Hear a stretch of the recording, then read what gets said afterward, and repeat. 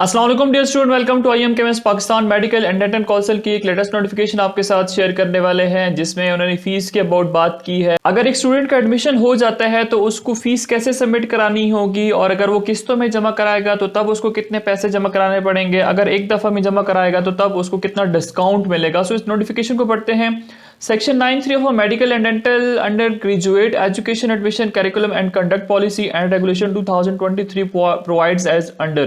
अभी एक रूल बना दिया गया है। रूल में क्या लिखा हुआ है कि 9(3)(a) A student shall have the right to pay the tuition fee on a quarterly, 6 months or annual basis to the college। अब एक स्टूडेंट है, उसका एडमिशन हो गया है एमबीबीएस या बीडीएस में किसी भी मेडिकल कॉलेज में, तो उसको जो फी है वो या तो 4 मंथ्स में जमा करा सकता है, क्वार्टरली कहते हैं 4 मंथ्स को, 6 मंथ्स में, या फिर ईयर वाइज, एनुअल मींस के एक साल के बाद एडमिशन फीस जो है, ट्यूशन फीस सॉरी, वो जमा करा सकता है।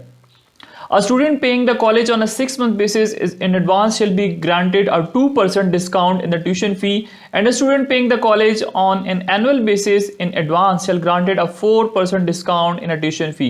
अब सिंपल सी बात यह है कि अगर 4 मंथ में आप लोग फीस जमा कराते हो तो आपको कोई डिस्काउंट नहीं मिलेगा, लेकिन अगर आप 6 मंथ की फीस एडवांस में जमा कराते हो so you will get 2% discount, ठीक है, ट्यूशन फी के ऊपर। और अगर आप एक साल पहले ही डिपॉजिट करा देते हो अपनी फीस तो आपको जो है तो 4% डिस्काउंट मिलेगा आपके ट्यूशन फी में।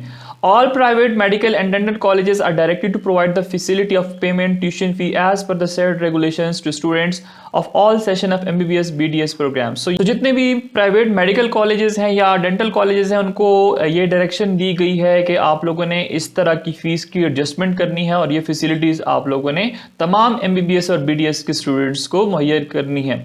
Any violation of these direction shall entail strict action against the college under the applicable law. तो अगर ऐसे कॉलेजेस जो कि इस रूल को नहीं मानेंगे, इसके ऊपर अमल नहीं करेंगे, सो इनके अगेंस्ट कानून के मुताबिक कार्रवाई की जाएगी। सो मजीद अपडेट्स के लिए हमारे साथ कनेक्टेड रहें। Thanks for watching.